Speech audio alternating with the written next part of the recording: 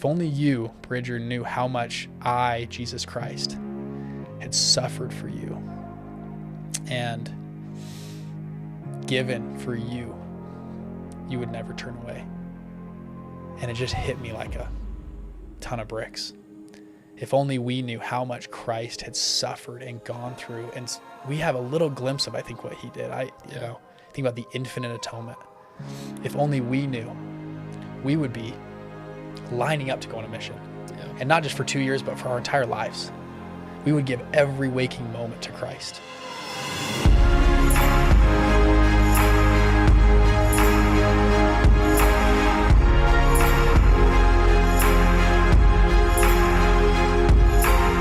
All right, everyone, welcome back to yet another video. Today, I have someone who I've been so excited to talk to about his mission experience. I've learned so much from him over the years, but Bridger, welcome.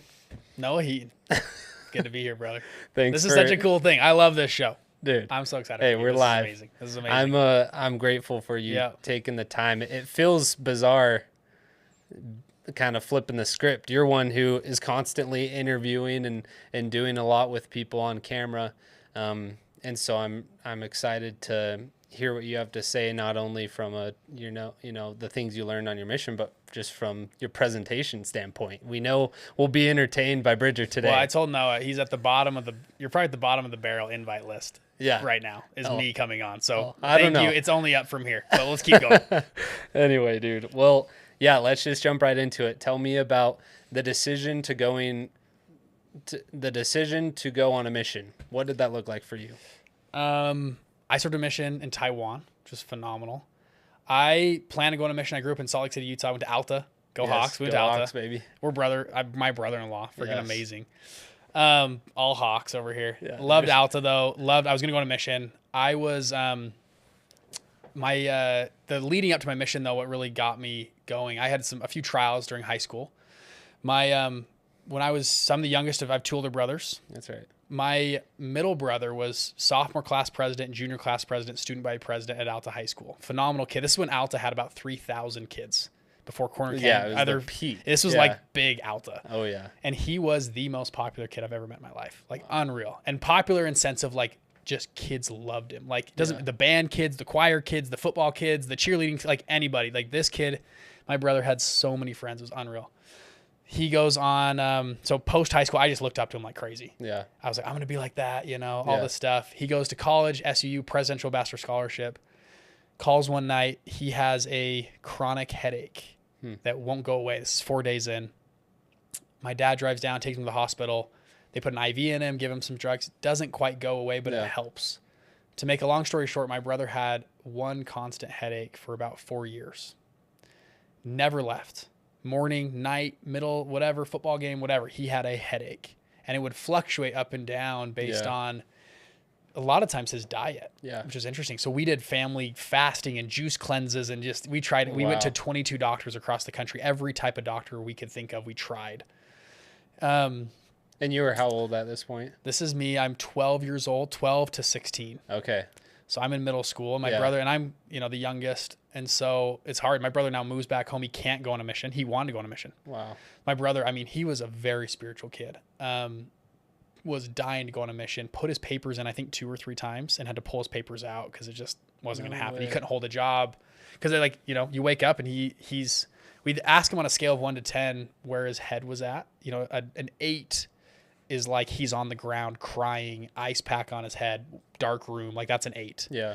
A 1 or a 2, he could get up and walk around the house, but he would fluctuate in a matter of, an hour. Like if he was a 2 and ate a little chocolate bar, he'd go from a 2 to a 7 in like 30 minutes. No way. And we couldn't quite figure it out why. Anyways. And so after 4 years, all of his friends went on missions, came home, were getting married, and he's just stuck at home. And he's a very ambitious kid. Yeah. Anyways, he ended up taking his own life. So that was 3 days before my 16th birthday. So my brother takes his own life. The funeral. I remember I had actually a lot of spiritual experiences growing up. I had already received my patriarchal blessing, which was a huge spiritual experience for me. I'd already prayed, I think I had good leaders or parents around me that invited me to pray about the Book of Mormon, pray about Joseph Smith, pray about the current prophet. Like I prayed about certain things and like felt like I had received at least pieces or full answers when I was 12, 13, 14 at an early age. So I had a decent testimony, I would say. I remember my brother died, and I remember thinking, is this all true? Is families are forever a real thing, the old saying? Yeah. And I remember I think the night after my brother took his own life, I remember kneeling at my bed and praying and asking God, is this whole thing real? And I remember it felt like a pillar of light came out of heaven. I didn't see anything or hear anything, but it was like a glowing feeling all over my body that just took over. Wow.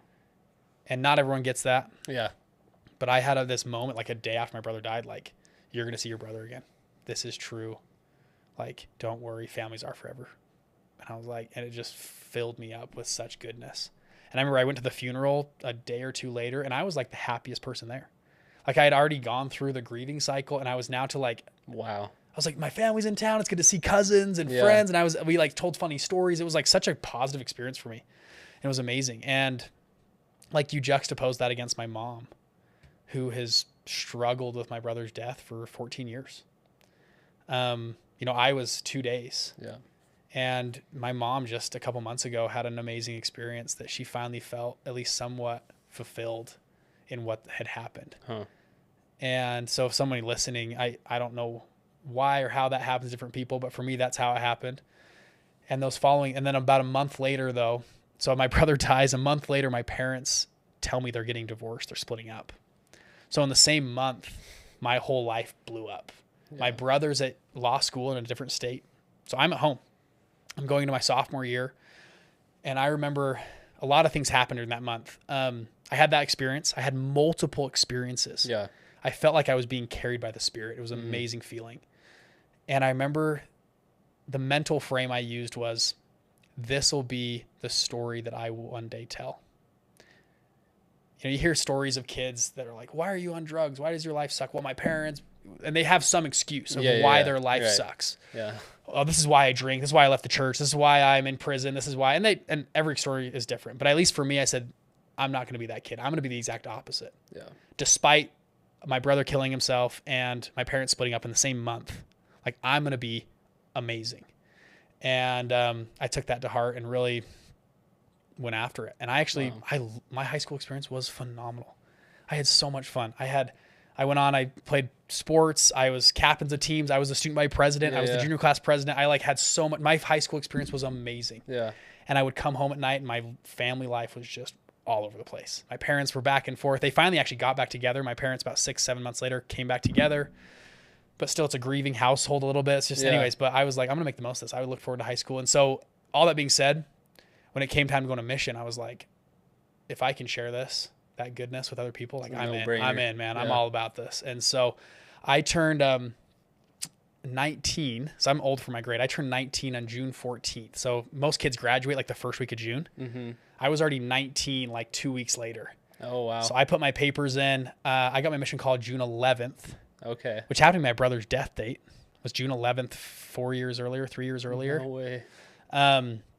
I graduated, had Pepperwood party, had like my endowment ceremony the next day, spoke in church, and was gone on Tuesday. Yeah. And I was in the MTC. I had 3 birthdays on my mission because I went, and they make Chinese missionaries sometimes go a little bit longer. So I had 3, like I went right on my birthday and I got in the mission field. So no way. Anyways, that's kind of how I got on a mission though. Dang, dude. Yeah. There's so much that, we could spend time unpacking through those experiences. One that I do want to bring up is it's, the idea that trials turn to blessings is very evident in your experience with your brother passing and going through that grieving, but almost receiving this comforting feeling from God, a confirmation that he is real, his plan is real. There's something bigger than us. It made me think of, I had a similar experience when my mom's oldest brother, my uncle, passed away. And I mean, I was younger, but I remember looking, it's that vibe of sadness. You know, he was the oldest brother. Everyone loved him and looked up to him, and he was a great uncle, and we just cherished him. But everyone's super sad. And then I turn and look at my grandma, and she has the biggest smile on her face.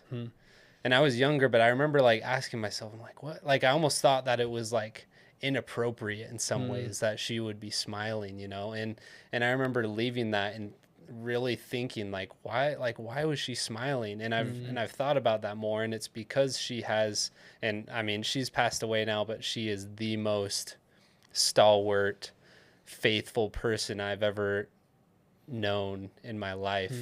And it's because she had a sound, real, clear understanding of God and his plan and the plan of salvation, you know, and she could go to that funeral with optimism and hope, knowing that she'll be able to see her oldest son again. And you were able to do the same. And that's a message that everyone deserves to hear and test to see if it's true. And that's what you have to carry out to the world as a missionary. Can I share something from Preach My Gospel? Go for it. Yeah.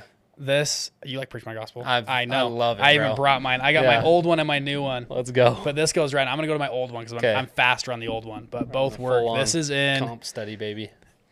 This is right on line with what you're saying. If you go to chapter 3, that's under the plan of salvation. Yep. One of my favorite quotes in all Preach My Gospel is right here under the atonement section.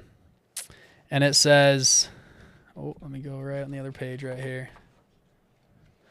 All that is unfair about life can be made right through the atonement of Jesus Christ. Man, anything that's unfair, you know, life is unfair. Yeah. One of my favorite quotes from my dad growing up, he's like, because as a kid, like, that ain't fair, Dad. Yeah, life ain't fair. Yeah. He just would say that all the time. Like, that was his mantra. Life isn't fair, Bridger. Yeah. And I love that. Anything that's unfair about life can be made right through the atonement of Jesus Christ. And then actually, if you go over to section 1 on I love Preach My Gospel, by the way. There's nothing better, If you can't tell, my Preach My Gospel is well torn. Dude. I still love studying it. I think every answer, I had a missionary on my mission tell me any problem you're having as a missionary is answered in Preach My Gospel. 100%. And he's like, give me one. And I gave him one. He's like, bam, right here. And he like found it. And I was like, he gave me another one. He's like, and dude, I was actually shocked. No, it's insane. And it low key answers any question you have after being a missionary. Yes. Like as far as like discipleship and becoming more like Jesus Christ. Yeah. And it's not because it replaces any other scripture or, you know, resources we have, but it sets you up. It puts you, it points you in the right direction. It points you to the Book of Mormon and the Bible to find the stories, to figure out how to actually apply them in your life. So teach me something. Well, and then I'll just share one more on the same topic. This is under my purpose, section 1. Yeah. It's right by the Tree of Life picture. Nice. If you have it there. Yeah, I think you're right there. As your understanding of the atonement of Jesus Christ grows, your desire to share the gospel will increase. And I remember thinking about this as a missionary of like anytime I didn't want to share the gospel. Yeah. Anytime I was like, missionary work kind of sucks. I was like, I must not understand the atonement of Jesus Christ very well. Because as your understanding of the atonement of Jesus Christ grows, your desire to share the gospel will increase. Yeah. And I was like, okay, let me come back. Let me come back to a core center here. And I think you mentioned that about your grandma and my brother as well. The joy in Christ and leaving on a mission. I thought, man, if I could help someone out there that also had a brother just kill himself or other problems, and I can share this goodness with them, man, who am I not to go on a mission? Yeah. Who am I not to go on a mission? So, dude, I love that. You sparked another part in Preach My Gospel with that, because kind of the idea of like measuring where you're at as far as understanding and your current status spiritually. There's I know you're well aware of it, but at the end of chapter 6 of Christ-like attributes, it runs you through that quiz, the Christ-like attribute quiz, where you rate yourself on a scale of 1 to 5, 1 being never, 5 being always, and it runs through all of the Christ-like attributes of faith, hope, charity, and love, virtue, integrity, knowledge, obedience, and all of the other ones. And that as far as And obviously you're applying it to the atonement, and you can measure that in different ways, but I think this is a great place to analyze where you're at. And I try to do this once a quarter still to just like see where I'm at. Yeah. And I feel like patience is the one that I'm constantly like working on or whatever it is, but it's a great way. If you're listening, this is at the end of chapter 6 of Preach My Gospel, Christ-like Attributes, page 136 in the big version. Go take this test, see where you're at with your faith, with your hope. It's a great way to section. Progress. What a section they put together here. Dude, come on. This Christ-like attribute section, I had no clue it existed till I don't know, was on a mission. Yeah. This section it's unmatched. Is unreal. Can I tell you a story about my mission actually in this? Yeah, dude, go for it. So I get on my mission. Yeah. I was a hot shot. Very prideful. Like, I got this. Yeah. Like, chill. Easy, dude. Like, yeah. And honestly, like, I had excelled in most things in life. Yeah. I was captain of the football team. I was captain of the lacrosse team. I was a student body president. Like, anything that I had ever done in middle school or high school, like, I was the team lead and captain and leader of. And I was so humble about it, but so, you know what I mean? Yeah, like, whatever. I was kind of a prick. Okay. And I probably still am. But I go to the MTC. And I'm like, I'm going to figure out this mission thing is going to be awesome. Like, it's going to be great. And I'm just going to figure it out. I'm going to excel. And I, like most missionaries, about a weekend, 2 weeks, whenever that is, you feel like your teeth are kicked in. Yeah. And for me, it was just like, especially the language. So I'm learning Mandarin. Yeah. And all the other kids in my district had like extensive experience with Mandarin. Really? They lived in China. Their parents were from Hong Kong. Like they were all like learned it. Yeah. And I'm there like, I took 2 years in middle school of Chinese. Okay. And I was like, wow. That got me about 3 days of the MTC. Yeah. By day 4, I was like, I'm behind, which is crazy how just fast things move. And I remember in the MTC, and there's a couple things that came together I was like, I'm never going to learn this, which I think a lot of missionaries hit. A point of like, I'm never going to hit. That's a very common mission story. For sure. But I had another missionary tell me, you're going to be in the dark for about a year on your mission. And I was like, really? He's like, yeah, most missionaries I know don't really get the hang of this for about a year. So maybe this time next year, you'll kind of feel confident in it. Start having fun. And I was like, and I was extra behind. Yeah. Like I was behind in my district, in my zone and stuff. And I remember one night looking at the clock and it was like 8:32 and you're like at the end of your 12-hour day at the MTC. We had 11 and I just was like, maybe I'll just be one of those service missionaries, Yeah. That like, I'll just do good works. I'll just I'll help people move. Yeah.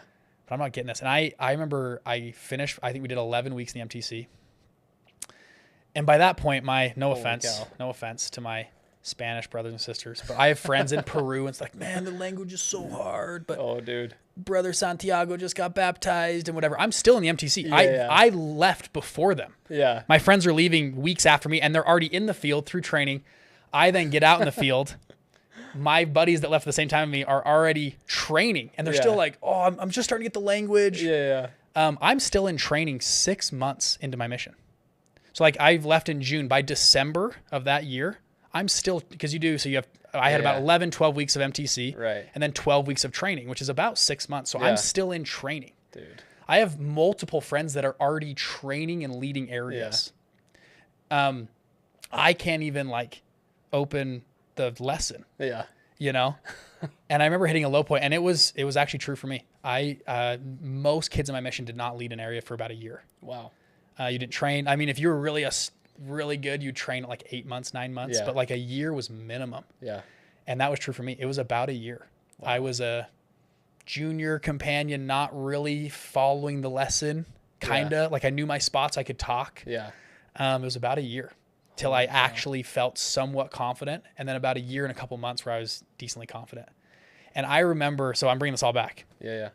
And my freaking Spanish brothers and sisters at 5 months are complaining about the language. And then by month 6, they're like, I'm just perfectly fluent. Yeah, bro. Screw you guys. I'm still in training at month 6, But anyways, I remember, again, I came in very prideful. I was like, I should be able to crush this thing. Why? God, like I have a strong testimony. I have things to share. Why can't I, like loosen my tongue? Give Yeah. me the gift of tongues, Yeah. which I think most missionaries hit at some point. And I had a distinct impression one night. Bridger, I have 1 billion people literally that can speak Chinese perfectly. There's about 1 billion Chinese people that speak Mandarin perfectly. Yeah. I don't need 1,000,000,001 people to speak Mandarin perfectly. What I do need is a missionary who understands and is Christ-like to speak Mandarin.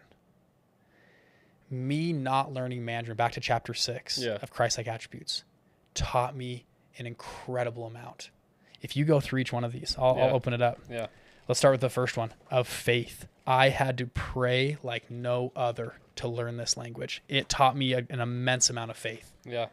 Hope. I had to hope in Jesus Christ that like something would happen. It gave me charity and love. I had to learn to love people even though I couldn't understand and talk to them. Yeah. And love my companion, other people. Like, well, and coming from a personality like you, where you're very social. You love connecting with people. Yeah, I was very outgoing. Talking and outgoing. And that's what, when you're learning a language, it literally feels like handcuffs vocally. You want to so bad to love and connect and show people that you're a fun person, but your personality is just, they're like, why is your companion so weird? And I'm just like, I'm like, sorry. I'm trying, dude. I promise. Like, I'm cool. We're grinding. Anyways, no, like you keep going here. Diligence. Yeah. So we did an extra hour of language study every day. We would eat we did a full hour of language study every day of my mission. Yeah. So usually most missionaries at my time did a half hour. We do it now a full hour. And then every meal, our meals we ate on the street, we'd be done in 15 minutes. Yeah. We'd take the other 45 minutes to study the language. Yeah. So I would have an hour in the morning, another 45 minutes at lunch, another 45 minutes at dinner. Nice. Every day. And we had huge cards. They had built a custom language program for us. We had phases we had to check off with our district leader and zone leader, like phase. We had phase 1, phase 2, phase 3 of Chinese. We're learning it. They had a good system to learn it. And it was like, you had to be diligent though. Yeah. If you're going to do this, I would have at any given time 80 to 100 flashcards in my pocket every day. Like if we had a break, I'm like, I'm doing flashcards. Yeah. Like diligence as a Christ-like attribute. Man, I learned how to study. Yeah. I learned how to like actually set a plan, a language study plan, and like work at it and make it happen. Mandarin, like there's no alphabet. It's just characters, just pictures. It's insane. And furthermore, the pictures, you can't spell them out. If you don't know a picture, you can't like sound it out. Yeah. It's just a picture. Yeah. So you have pinyin, which you learn pinyin, which is kind of, you learn how to write. You learn how to speak and listen for about the first half of your mission. And then typically most missionaries restart their language study about 14 months in, and they relearn how to read and write. Whoa. Because it's just, you have to like now take a picture and put it together with how it sounds and how you would say it. Yeah, yeah. That's what makes it a little difficult. So it's just, there's no like fluency point. It's like an uphill mountain that never ends. You just learn more characters. Yeah. By the end of my mission, I probably had, 2,000 to 3,000 characters in my brain. Yeah. Maybe 2,000, let's call it. But like there's, 30,000 characters that are actively in, circulation. So you're just on this uphill grind. So, but I come back to this, like learning humility. Oh my gosh. Yeah. That was like, took me to the depths. Definitely diligence, obedience. I was like, I have to be perfectly obedient if I'm going to learn this language. Like it taught me more about being like Jesus Christ. Not learning Chinese was the greatest gift that God gave me on my mission. I came in thinking I was so cool and I was just going to crush it. I was going to baptize everybody because I was so whatever. And I did literally nothing. And I had to sit and study flashcards all day, every day, and work with my companions. And it was such a great, and finally, I remember at the end of coming out of that a little bit, like I was 16 months in my mission. I was like, I feel like I'm very comfortable. You're cruising. I was like, look at what God has taught me by not giving me Chinese and how more effective it is for me the rest of my life. Yeah. And the people I'm teaching. And anyways, it was a phenomenal lesson God gave me. That's so good, dude. There's a chapter, the next chapter is learn the language. And you talked about diligence. And I just remember if you're a missionary listening to this and you have a call to a place where you need to learn a new language, take this chapter very seriously. And I am mostly talking about what Bridger said with creating a plan and following it. Create a very uber super specific plan, like to the T, X amount of words a day, X amount of phrases, scriptures, whatever it is, and have those, maximize whatever time you can to learn the language. Because this is earlier on in the chapter, but President Holland teaches us here, we would hope that every missionary learning a new language would master it in every way possible. And as you do so, your teaching and testifying skills will improve. You will be better received by and more spiritually impressive to the people you teach. Don't be satisfied with what we call a missionary vocabulary only. Stretch yourself in the language, and you will gain greater access to the hearts of the people. That's something that I am so passionate about, and I am one of those Spanish speakers, and my mouth. Love y'all. Hey, and you guys are baptizing people like crazy. No, but my mouth was not created to speak Spanish, and it was something that it was really difficult to get my mouth to move in the ways to pronunciate things. But I remember reading this quote from President Holland and taking it very seriously, because I think a lot of missionaries, and I can imagine it's even amplified with a more complex language like Mandarin or Japanese or a lot of those Asian languages, is getting to that that missionary plateau where you can get to the point, okay, I can teach the lessons, I can share a testimony, I can share a story or two, but then you stop. And what I know for a fact you did, because I've seen you interact, I've heard stories of you interacting with people speaking Mandarin, is you embrace not only the language, but the people and the culture, and it becomes a part of who you are in a lot of ways. And I think that's what President Holland is inviting us to do here.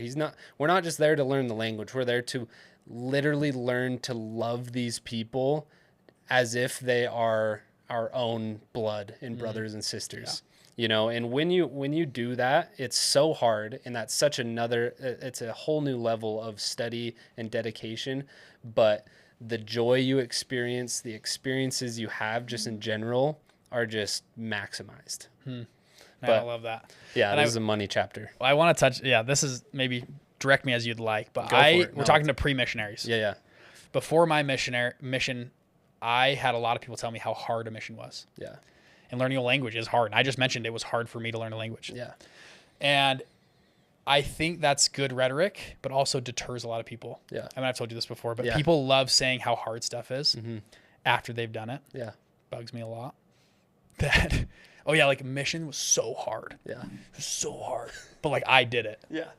So I'm really cool because I did it. It's hard, but it's not impossible. You can do this. Guess what? Like hundreds of thousands of missionaries have gone out and learned a language. Yeah.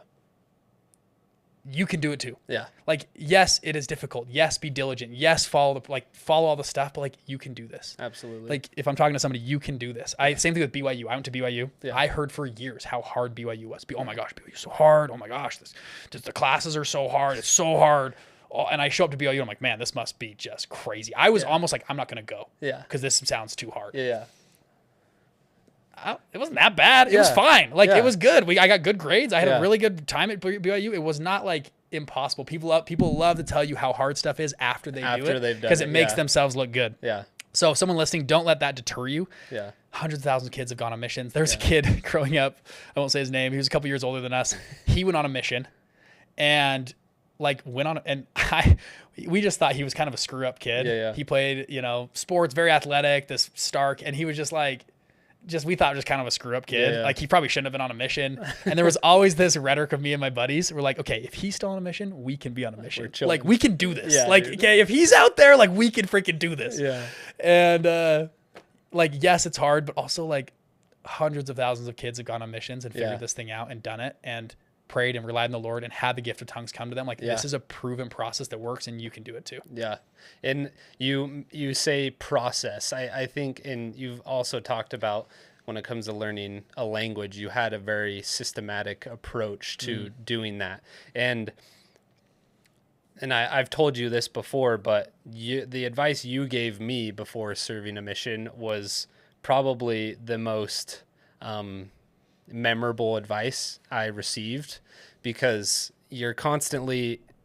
I forgot what it was. I'm excited to hear it. Well, it's basically that. You basically told me that a mission is easy.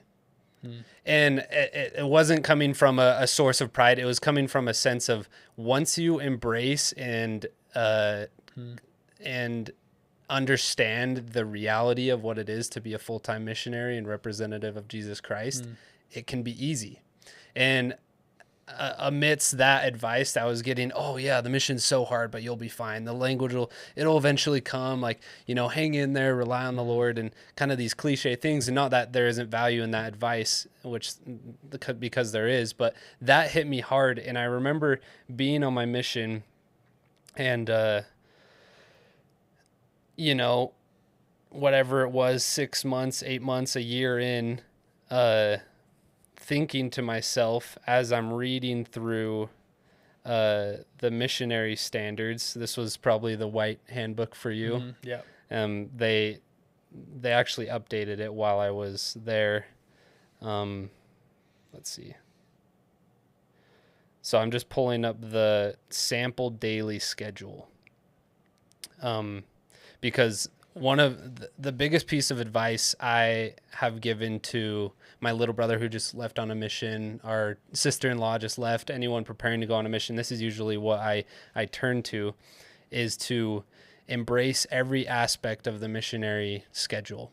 And it's honestly super simple. I read through it the other day, and I was honestly surprised how concise and simple it is. It says 6:30 a.m. begin the day. And then 6:30 to 10 a.m., you need to pray, exercise, shower and eat breakfast, and prepare for the day. Have a 60-minute personal study and plan for 30 minutes with your companion. So you get that done by 10 a.m. From 10 a.m. to 9 p.m., find, teach, and serve others. Update digital and paper records throughout the day. Briefly review a health or safety topic or one of the safeguards for using technology. That's just other resources for missionaries.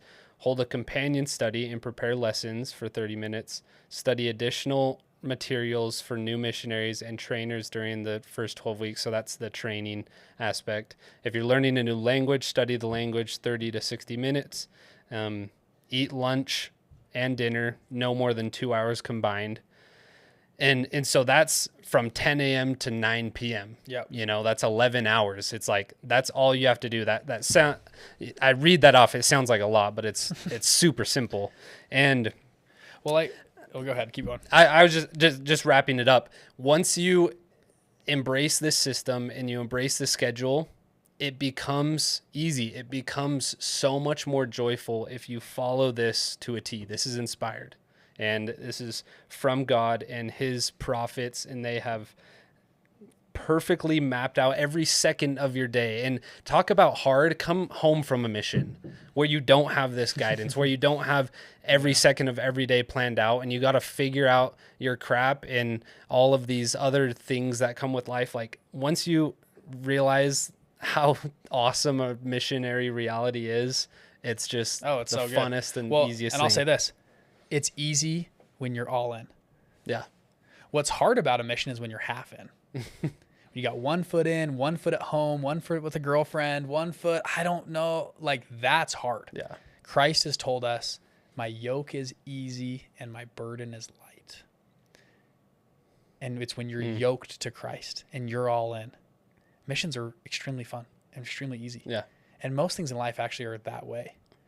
The hard, I think, in life for me a lot of times is when I'm half in. Yeah. When I'm half committed and I'm doubting the commitment I made. Should I go back? Should I go forward? Should I go sideways? That's hard. Yeah. Being on a mission's easy. Yeah. When you're all in. Because Christ has told us his yoke is easy, his burden is light.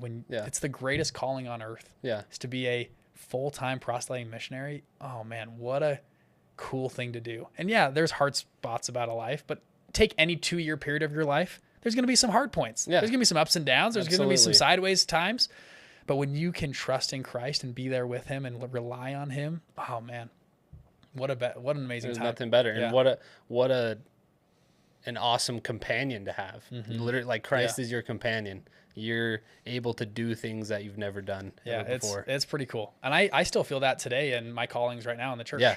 You know, it's so funny. I run a couple businesses. I would call myself busy, but everyone calls themselves busy. Yeah. I run 2 investment funds. I run a company right now, and we have 76 employees. We're growing. We have a lot of stuff going on. Yeah. Man, it's like tough. Like every day is like chewing glass. Like I love the quote from Elon Musk. It's like chewing glass and staring into the abyss is running a business. And that's how it feels most days. Like some days are cool, but like a lot of days it's just like work and problems and fires and we're just doing it. Right. Yeah. But overall it's fun. I love being in business, but it's so interesting. I'm like exhausted working long hours, days. It actually feels a lot like the mission. Yeah. Me and my wife have both talked about this. Like, man, just currently exhausted. We got 2 kids at home. Like we come, like, it's like just, you're working, hit the pillow at night and you're like done. Yeah. And Sunday comes around and I have my church callings. And I'm like, my one day off, you know, here we go. But I'm like, I'm all in, dude. Let's do this. I'm in for my church callings. And what I've noticed, it's so funny. I have a brand new energy and excitement about life on Sundays for my callings. I mean, I'm exhausted. Saturday, like done, kids, whatever the problem. And then Sunday comes around and I notice whenever I'm like in my callings, working, ministering, talking to people, there's a new energy that I find. Yeah. There's more time in the day. There's something like opens up. It's so interesting. And I remember writing down my journal a couple weeks ago. The yoke is easy, the burden is light when you're with Christ. And then I get back to work on Monday and it feels so hard and like things are hard. I'm arguing with people. Like we just got stuff going on. There's so many moving pieces. And then Sunday comes around and it's still like I have this big schedule. I've got to meet with people and do this stuff. And it's like, for whatever reason, it just feels easy. And I've got this energy, like this manna from heaven that God has given me. I actually had an uncle tell me when I entered the mission field, it was one of my favorite pieces of advice I received going in. There we go. And he said, energy is funny. He goes, on a mission, you're going to try to conserve your energy. Yeah. So you're going to get there and you're going to be like, whoa, it's a lot. So you're going to start conserving your energy. He goes, don't do that. Yeah. He goes, it's just like manna from heaven. As much as you use, God will give you. Wow. And I was like, he wrote me this letter. It was like 2 weeks in the MTC and I was just exhausted. Yeah. And I was like, He goes, just try it. Go as hard as you can tomorrow. Don't give up. Like you played sports, like just go all out. Like last rep. Like treat this like the last in your mission. I was like, cool, let's do it. So I spent a full day and he's like, watch what happens the next morning. And I woke up the next morning with like more energy. Yeah. And I was like, And he goes, and in the letter, he's like, it's just like manna from heaven. If you take more, try to save some up, you're going to get less. Yeah. But if you use the amount and go all out, God will give you the energy. Yeah. And that lesson carried me through my whole mission, still carries me today. Wow. That there's so much value. I just see there's so many examples and opportunities as a missionary to go all out. Like, and some of them are comical in a lot of ways with your companion. I remember one of my companions, we would set our alarm on the other side of the room to wake up, and we had this like contest running throughout the transfer who was first to run up and turn off the alarm in the morning at 6:30. That's funny. And just like almost gamifying the obedience and the schedule to it. But I think there's so much value in that. And it, you're able to, the Lord sustains his servants and those who are committed to his purpose. Yeah. I think that reminds me of, so I served in Taiwan. I'll tell you a little about Taiwan. Yeah. Taiwan is an amazing place to serve a mission. I always say if you want to serve a mission, Taiwan's amazing. If you don't want to serve, don't go. But like because it's the 4th the size of Utah, and there are 25 million people that live on the island. It is dense. It's insane. There's a section in Preach My Gospel that says talk to everybody. Yes. You know that section? Yes. You know what I'm talking about? We talked about this with your wife. Oh, did she? Okay. Yes. Talk with everyone. We had so many thousands of people to talk to all day, every day. This is how we proselyted. So we would go, we were in some city. I mean, we were living in Tainan. It's a city you've probably never heard of. Yeah. I haven't. Like 2 million people live in Tainan. Kaohsiung. Probably never heard of that city. About 5 to 7 million people live in that city. Like these are bigger than like large American cities, bigger than Seattle. Like you've never heard of it. There's these random Asian cities that have like, they're huge. There's so many people. So, and everyone rides scooters and bikes. So what we would be on a bike. We'd go up to a stoplight, these big intersections, and they'd have a bike box. I can't describe it very well, but like the traffic's here, and all the scooters and bikes were allowed to go to the front in this little box. And every stoplight in Taiwan had a countdown timer next to the lights. So we would roll up to a stoplight, it turns red, and you would have 63 seconds, and it would count down. It's like a shot clock. And so we'd sit there and be like, hey, what's going on? We're missionaries from the church. You know, we talked to And they're locked in. They're They locked can't in. move. We got 42 seconds. So I'm like, hey, you know, we'd use whatever. We just try different hooks. Yeah. Hey, have you ever thought about what happens after you die? Like questions of the soul. Yeah. Hey, do you have kids? Do your kids want to learn English? We have a free English class. You know, we'd do something. Hey, we're messengers we're telling about Jesus Christ. You want to, like, we have this cool, you know, he's restored his gospel. You want to hear about it? And we'd have these little cards and tracks, and it's like, you know, 10, 9, and all their cars start revving up. Like literally, they'd all start their engines. And it was like, and it was like 5, 4, and we'd say, hey, do you want to go to the side of the road real quick? Yeah. And they're like, 3, 2, 1, and then and everyone would just take off. Yeah. And we're sitting there, and all the cars and everyone would drive by us, and we're like, dang it, they didn't pull over, you know? And we're like, okay, we'd like look at it, and then like turns red, and another 45 people just roll up, and we're like, hey, what's going on? We got 62 seconds, and we try something new. And you're like, oh, what's going on? Like, and dude, you could contact all day, every day, all night. It was so fun. And we'd pull people to the side of the road, and then we teach them we talk to them for 4 minutes, get their contact. Hey, let's meet. The church is just around the corner. Can we meet with you? Yeah, we'll be there tomorrow. Okay, we set up appointments. We would just set up appointments like boom, boom. It was, again, I said, if you want to be a missionary, it was the funnest place on earth. And people liked Americans. We stood out like crazy. Yeah. At least in Taiwan at the time, people really liked Americans. They thought we were cool. People would take pictures with us. They just like, oh, these foreigners are here. Yeah. It was very unique for them to see us. We would take counters. Talking about working hard, we'd take counters and just for fun, count how many contacts we make in a day. Some days we're at 275, 300, 310 of new people we talked to that day. We'd keep a little counter, a little clicker.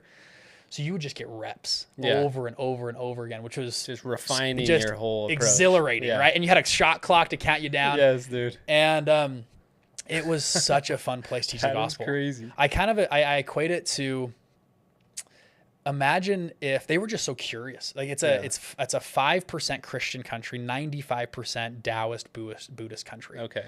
They don't know the first thing about Christianity. Yeah.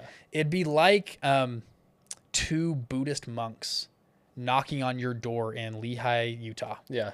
Saying, hey, we flew here from China and we were here to tell you a message about Buddha. You'd be like, come on in. Oh, okay. Yeah, you want to teach me about Buddha? Sure. Come on. Like that's how they received us, which was really cool. And so we're like, we're missionaries. We're from America. We're trying to teach you about this new thing around Jesus Christ. Yeah. Like, they're like, sure, come on in. And so there was that was really fun. We had lots of lessons, people to teach. People were just very intellectually curious, like why we were there, what we were doing. Yeah. Why are you dressed so funny? Like it was very, such an exhilarating place to be a missionary, and lots of reps. So back to like diligence and working hard. Yeah. What a fun place to be a missionary. And then if we had we do that all morning. Yeah.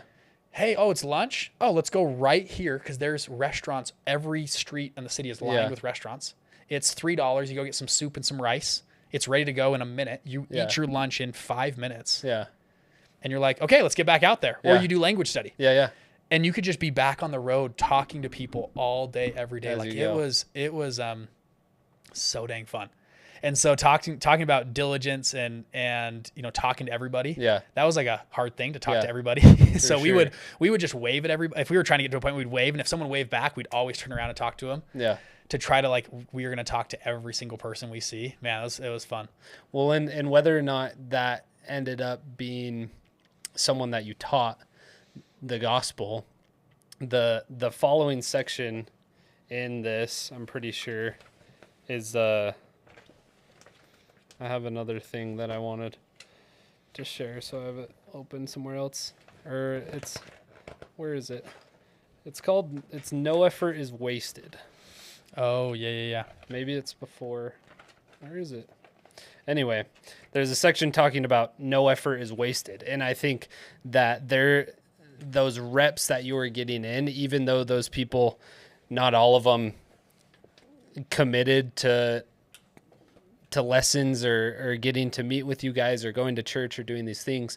But like you said, the reps, what it was doing to you and your companionship, helping you guys refine your approach. And something that you said very briefly that I learned later on in my mission is the power of concise lessons. One of my biggest pet peeves and, in my opinion, challenges with missionary work is how long missionaries spend with people, like hours and hours in their homes, even 30 to 45 minutes. Like, it depends on what you're teaching, but there is power with very brief, concise lessons. And that's why I love this new Preach My Gospel, actually, is they've packaged it in a very different way. With each lesson, it starts with kind of the summary and criteria, like this is just the restoration, but then it dives into what you might teach people in 15 to 25 minutes rather than what you might teach people in 45 minutes to an hour. Yeah. You know, and then I think later in the chapter it talks about what you might teach in 5 to 10 minutes. In your example, what you might teach in 63 seconds. 60 seconds, yeah. You know, and I think there's so much value in that when preparing to go on a mission is trying to effectively teach these restored gospel truths in very brief environments. I was just looking for it in Preach My Gospel, and it's slipping my mind exactly where it is, but it says that exact same thing. Don't try to just set up an appointment. Yeah. Just start teaching. Yeah. You'll be surprised. It said you'll be way more effective if you just start teaching. Yeah. And just start talking about the restoration and what's going on in the Book of Mormon, instead of saying, hey, we have a message about the restoration. Can we tell you tomorrow? Yeah. Just start telling them about the restoration. This is it. And see what happens. And you'll find either they'll find the time to stay because the Spirit will prompt them to stay. And then you have enough hooks in where you can go and talk later. But I think that's spot on. Yeah. They'll move on. Or they'll move on. And you can move on to the next. Yeah. Yeah. Anyway. So yeah, Taiwan was exhilarating. I love that. We had a lot of fun. I'll share one more story. My first day of the mission. Okay. Which I think is fun. Back to Preach My Gospel. If you open up to Preach My Gospel, first page on your purpose. It's on the new one and the old one. Yep. There's a picture of Mr. Dan Jones. Okay, this picture for people on camera. Most legendary pick ever. Legendary pick. He has a Book of Mormon he's proclaiming in the streets. So we would get to Taiwan, and we get picked up at the airport. We'd have a little dinner together, and we heard these rumors about this. They call it Dan Jonesing. We're like, what the heck is that? Like, what's the Dan? Like, you guys ready for Dan Jones? Like, what is Dan Jones? Like, what are we doing? Yeah. And we would, my first night, I'm like, what is this? And finally, they take us out to the town night market. Thousands of people walking around. It's your first day there. And they bring out a big stool. And they said, all right, welcome to the mission. You ready to proclaim the gospel? Here's a Book of Mormon. Get on the stool. Let's hear your testimony. And all the other missionaries from the zone would come to introduce the new missionaries to the field. And in this huge night market with thousands of people, we would stand on a stool and in broken Chinese, I know this book is true, come learn about Jesus. We would start preaching doing Dan Jones. It was the Dan Jones night. And then what would happen, you do your testimony for about a minute, and then a more senior missionary would grab you by the arm and say, let's go place this Book of Mormon. And we go on the night market. And a couple guys went first. I went up, I shared my testimony. Some guy grabbed me, some missionary, like, let's go. And we just went in the market, and we spent the next hour trying to place our Book of Mormon with somebody. No way. And he was helping me. And, this is like your first day out there. You're tired, you're jet lagged. And we're like, we are here. And we're just sweating head to toe because it's hot. We're in the middle of this Chinese night market with, open meat and cows and just weird crap cooking, I've never seen where before. COVID-19 probably came out of, one of those night markets. We're in those and sharing the gospel. What an exhilarating thing though that was, to Dan Jones the first night. And I love this first section and that's always stuck with me, obviously, because we did that. Yeah. And then you get into this first section, and this, I love this opening right here. You are surrounded by people. You pass them on the street and travel among them. You visit them in their homes and connect with them online. They are children of God, your brothers and sisters. And this one right here, God loves them just as he loves you. That little line, just hits me. It still hits me right now. I'm tearing up about it. Hits me so deep. Yeah. Because I'm just in Asia with all these people. There's just millions of people. I'm strangers. And I remember, I was on my mission. I'd been there let's call it 7 months. I'm just out of training. Remember my training? Yeah. I'm on my bike. We're working hard.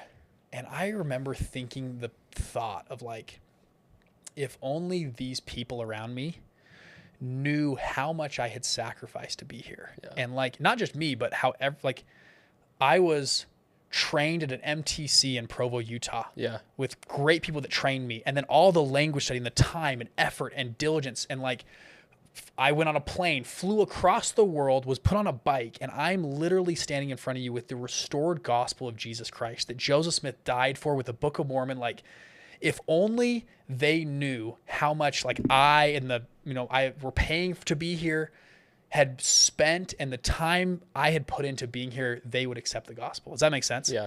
And I was thinking about this, like if only this person I was talking to just knew how much like I, Bridger, had put in to like doing this, no one would turn this away.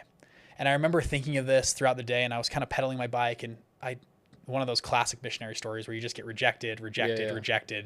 No one wants to talk to you. People are like, just kind of rude to you. Yeah.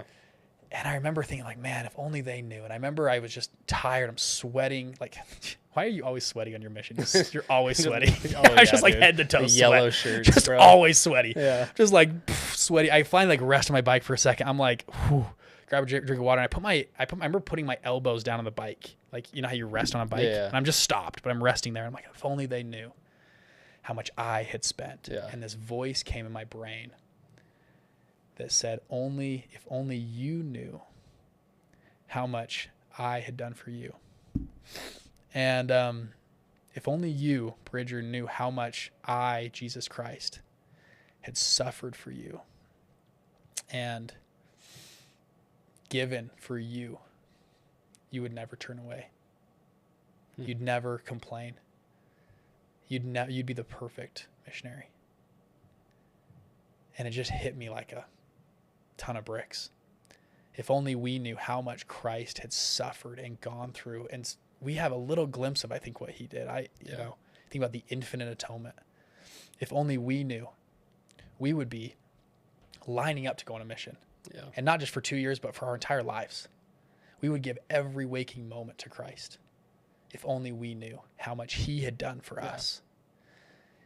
And Bridger, you're not that special. God loves these people just as much as he loves you. And I remember feeling like I got my teeth kicked in, and that was it's not about me. Yeah. It's about the work. It's about what we're doing here. I think in the new Preach My Gospel, it says on the opening lines from the first presidency, it's a little bit changed from the old one. We congratulate you on your great opportunity you have to be a missionary of the Church of Jesus Christ of Latter-day Saints. There is no more compelling or important work than the gathering of Israel. And then I'm going to read the old intro. Has one little tweak at the end that I loved my whole mission. So I'm going to the old Preach My Gospel. Hey. Sorry for people. I love it. The Lord will reward and richly bless you as you humbly and prayerfully serve him. More happiness awaits you than you have ever experienced as you labor among his children. Gosh, that line just hit me so hard. So as you do this, as you lean on Christ, as you go all in, your yoke is easy, your burden is light, and more happiness awaits you than you have ever experienced as you labor among his children. How true is that? Man. So good. And I think they adjusted it a little bit. May you find great joy and happiness as you labor among Heavenly Father's children. Yeah. But I like the old one a little bit. It's a little more concrete. No correlation department on this one. For sure. But taking out those hard truths. But man, I love that. Well, and it's true, and you lived it, and it's evident that you were able to experience that. I feel prompted to share something that happened to me the other day. I'm usually pretty hesitant to talk about this kind of stuff, especially on camera, but for work, as you know, I've had the chance to film some of the apostles. Working closely with the apostles, being a fly on the wall. Yeah. And the other day I actually was on a project. They were filming President Holland. And you're aware of his current state, as our he's pretty bad, hey? Yeah. He's hanging on for sure. And without sharing too much, because I try to, I don't know, kind of reserve these for my journaling and whatnot, but seeing him and his dedication to proclaim the gospel has redefined what it means to endure to the end for me. And that idea that you brought up with Christ letting you know, or telling you, if only you knew what I went through for, what I went through for you specifically, what would you do? And I swear that President Holland and, you know, I'm sure all of the other apostles and a lot of the leaders of the church and their wives, they are a great example of what it looks like to, in some degree, dedicate every last bit of energy and effort into sharing the gospel. And he is feeble, and he is physically not as strong as he was, but we filmed for about 30 minutes and he was completely exhausted by the end, and to the point where he needed to leave. And I've thought about that over the last couple days, and it's inspired me to just do more, you know, and who am I to justify use any reason to justify, I shouldn't, you know, I don't need to read my scriptures today. I don't need to look for opportunities to serve others. I have a lot on my plate. You know, work is busy, family's busy, you know, school, whatever it is. But this should be our highest priority. You read that from the first presidency. This is the most important thing that's happening on earth today. It's priority number one. And like you said, we signed up for a mission for the 2 years or 18 months, but no, we signed up for the rest of our lives. We're on a mission now. Yeah. And what we've talked about today, preach my gospel, this still applies to us in the way that we live our lives. I love the talk from President Eyring. And he says he was out one night working on church affairs. He was just exhausted. Yeah. And he says, when my body begged for rest, you remember this? Oh, yeah. He goes, remember him. Yeah. I remembered him and his suffering in the garden, and helped him, and I will paraphrase, but make a greater resolve to honor his priesthood and honor the commitments he had been given. I think Elder Holland also has a talk like that I've listened to recently of how he was trying to be a better priesthood holder and live up to all the commitments he has made to Jesus Christ. I'm like, man, Elder Holland. And you were telling stories about him. And you told us, I was like, dude, this guy is literally, you know, I love his quote. He's like, yes, I'm willing to die for it. Yeah. Are you willing to live for it? Yeah. It's much harder to live for the church than it is to die. To die for the church is fine. You just die. To live to his age. Yeah. And to every single day have to film with Noah Heaton, have him asking you stupid questions behind the mic. I mean, that's a tough job. Seriously, but like, bro. What a testament. Those brethren, especially on your mission, I feel like we had, obviously, you feel like a closeness to the apostles on your mission. Yeah. And they'll come speak to you and be like, hey, we have the same calling. Yeah. You know, I'm capital A. I had one apostle he talked to us. He's like, I'm capital A apostle. You guys are lowercase apostles. Yeah. You are spreading the good news of the gospel. Yeah. Now, I have a few more keys than you do. Yeah. But we're on the same mission. Yeah. We're gathering Israel. That's what we're doing. Yeah. And I feel this closeness to them. And I remember on my mission feeling all those things, and man, wow, like doing this in your 80s and 90s. Dude. And the end of the tunnel is you die. Yeah. People like love to criticize the church on money and finance. I'm like, where are the yachts? Yeah. Where's all the where? Yeah. That they're not there. Yeah. There's no end game. There's no like top of the pyramid where they get all the money. It's like, no, these gentlemen literally are here till they die. Yeah. And all they do every day is wake up in their old age when they should be at a rest home, like the rest of their generation. Yeah. They are out literally gathering Israel. And you've seen that better than all. I mean, you're traveling across the world with these brethren, and they're doing incredible things in their ministering trips. And you're finally we're finally documenting them and seeing them a little bit more, which is so cool what you're doing. I think it's the coolest thing ever.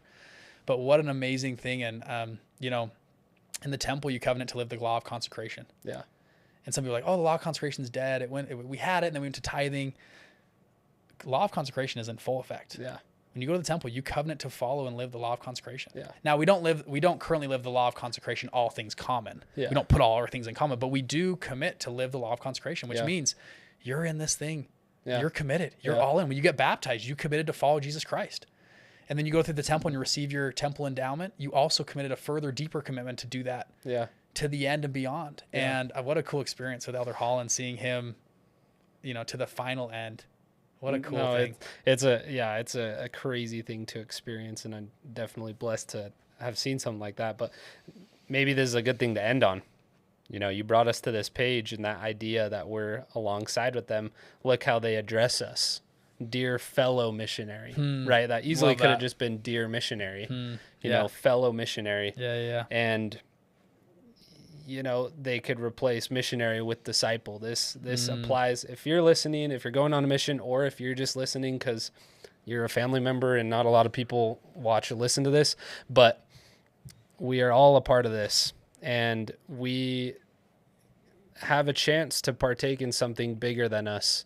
Something that I talked to Lauren about is like God doesn't need us. He can get his work done easily without us. And I'm sure it'd even be more effective in a lot of ways.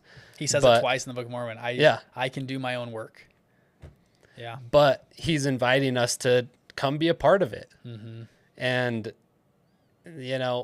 we'd be silly not to partake in that, that mission. And so, dude, Bridger, I feel like I've learned so much just in this last little bit. But is there any parting advice or, things that you want to leave with us before we close out?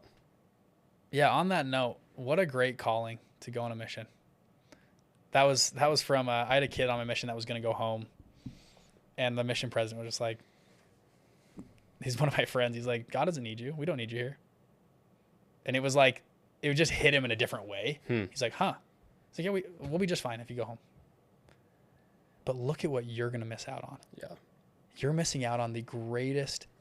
No unholy hand can stop this work. Yeah. It's already been cut. It's already rolling down the hill. It's already going. The Lord can do his own work. We don't need you. You're not going to bring down the whole church, brother, as much as you but I'm inviting you to stay. Yeah. And I'm inviting you to be here because this is the greatest thing going on and what it will change in you. And he stayed on his mission and told me this later. He's a kid I kind of looked up to on my mission. Wow. And I was like, huh, what a cool thing to be a part of. Yeah. One of the best advice I ever got on my mission was, and I tried to do this on my mission, was, if we can just graduate, all we did as a missionary program was graduate 80,000 great RMs every 2 years. That would be amazing. You've been in wards where you have one RM that comes home and just the ward changes from one good return missionary. Yeah. Especially in these different parts of the world, one good return missionary changes a whole ward. Yeah. And I made a commitment on my mission of like, I'm going to try to be every companion's favorite companion. And I want them to be my favorite companion. Yeah. And I remember I worked on that. Like, I would tell them the first day we got together, I'm like, hey, Elder Heaton, we're companions. Yeah. Guess what my goals are for this transfer? I'm going to be your favorite companion you've ever had. Yeah. And guess what? I want you to be my favorite companion so far in the mission. Does that sound good? We like shake on it. All right, let's do this. And let's set some goals for baptism and I'm sure people say this before, but you're doing missionary work with your companions, you're doing missionary work with yourself, you're doing missionary work with the people you teach. And what an amazing thing to be a part of. And to be in the greatest thing going on earth right now, Gathering of Israel. Elder Cook, shared, I wasn't there, I've heard from secondhand witnesses that were at the missionary conference just a few months ago, said in the world right now, we're seeing a full revival back to Christ and Jesus. Year over year, they split the world into areas. The lowest area of the Asia area, the whatever different areas, the lowest area saw a 20% year over year increase in baptisms. Really? Year over year. Yeah. Elder Lund shared that. Another guy that was my neighbor was at the conference. Like Elder Cook shared this from last year. And he goes, and that was 2024. He goes, so far in 2025, we're on pace to beat it. As one of imagine how many people are coming to Christ. I don't know if it's from whatever it is. Yeah. There is a revival and awakening going on right now, and people are finding the restored gospel. As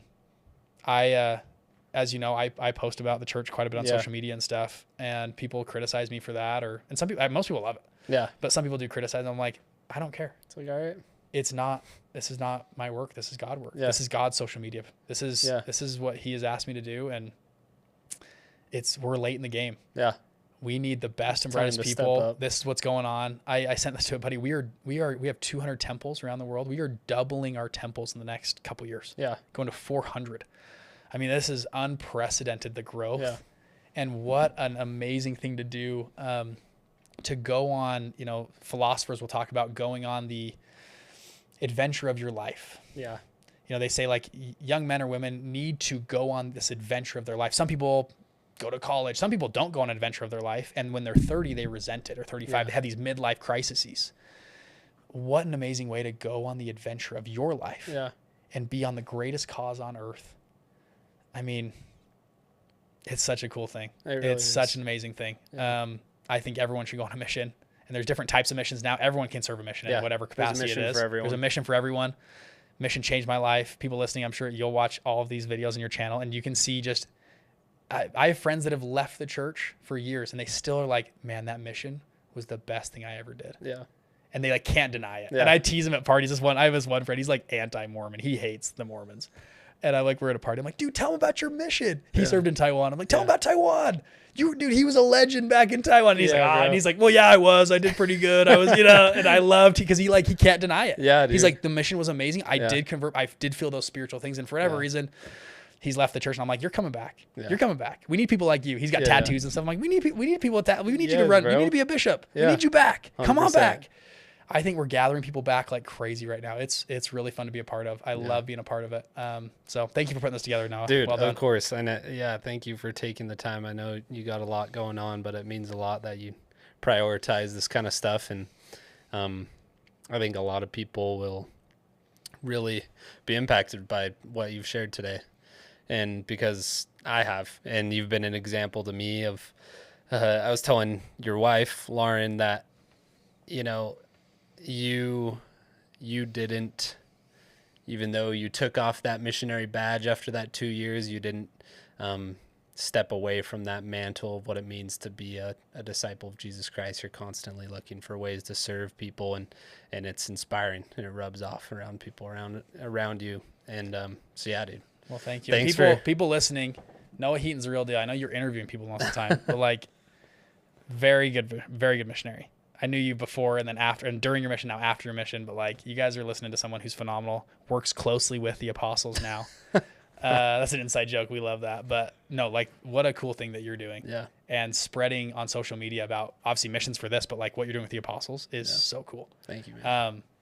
Well done. Thank you. Well done. You guys are learning from somebody who's like the real deal. So anyways, man. Well done. Hey, well, we're all part of it, and we all got a role to play, and we can learn from each other. But dude, thanks again for coming on.